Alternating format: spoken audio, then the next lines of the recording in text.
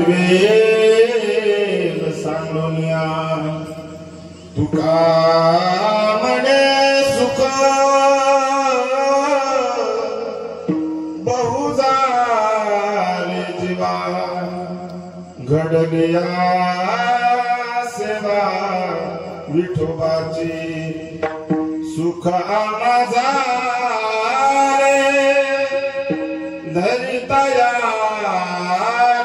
संग पळाले उद्वे सांडोनिया। अखिलकोट ब्रह्मांड नायक भगवान पंढरीश परमात्मा जगन्माता जगतजननी आदिशक्ती मुक्ताबाई ज्ञानोबाराय जगद्गुरु श्री संत तुकोबाराय निडोबाराय आदी करून सकल संतांच्या पदस्पर्शाने पावन झालेला हा महाराष्ट्र भूमी आणि वारकरी संप्रदायाचे हे असणारं आराध्य भगवान पंढरीश परमात्मा यांच्या कृपा आशीर्वादाने आणि माता जगदंबेच्या कृपा आशीर्वादाने संत सेवालाल महाराजांच्या आशीर्वादाने भव्य दिव्य सोहळा या ठिकाणी सुरू आहे। खरोखर गावामध्ये येता बरोबर आनंद वाटला।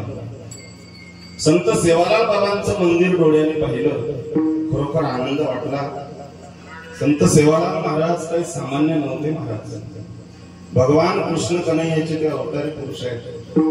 1739 मध्ये 15 फेब्रुवारी 1739 मध्ये बाबांचा जन्म अनंतपूर जिल्ह्यातील आंध्र प्रदेश मध्ये आहे। गुट्टी बेलोरी म्हणून तालुक्याचं ठिकाण आहे, त्या गोलाल डोडी या गावामध्ये बाबांचा जन्म होतो। ते भगवान कृष्ण कन्हैयाचे अवतारी पुरुष आहेत।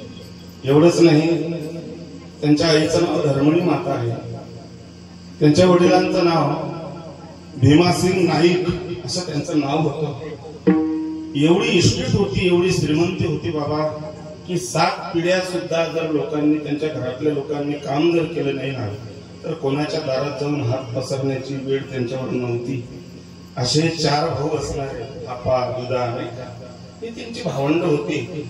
आणि खरोखर संत सेवालाल महाराजांनी आणि आपल्या महाराष्ट्राचं पुण्यच म्हटलं पाहिजे काहीतरी नाही।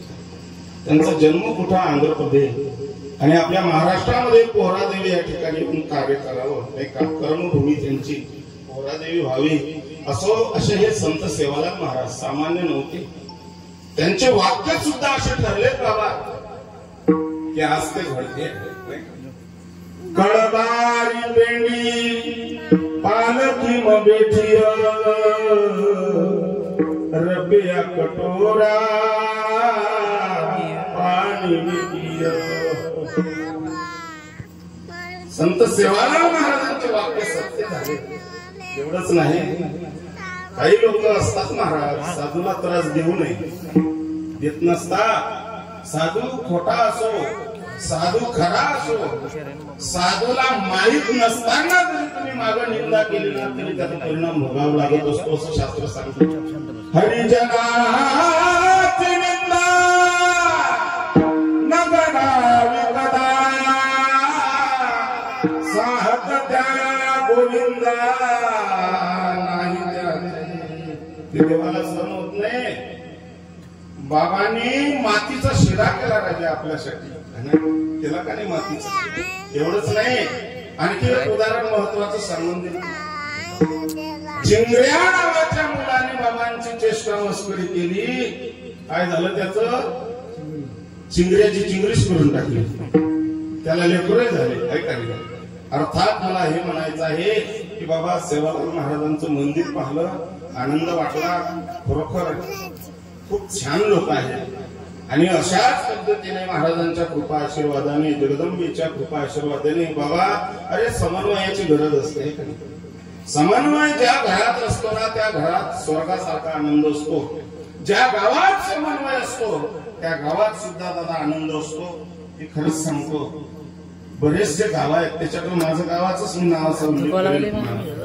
आमच्या गावामध्ये सुद्धा तांडा आहे आणि गाव वैशिष्ट्य आहे आमच्या गावाचं। आजपर्यंतही भांडण नाही, तर वाद नाही, आणि एक गाव एक गणपती आणि एक गाव एक देवी असं आहे आमच्याकडे। तांड्यात गणपती बसतो ना तर गावात गणपती कोणीच बसवणार नाही, गावात देवी बसते ना तर तांड्यात कोणीच देवी बसवणार नाही। याला समन्वय म्हणतात, एका जीवाचं जर गाव असेल ना दादा तर गावाची प्रगती होत असते.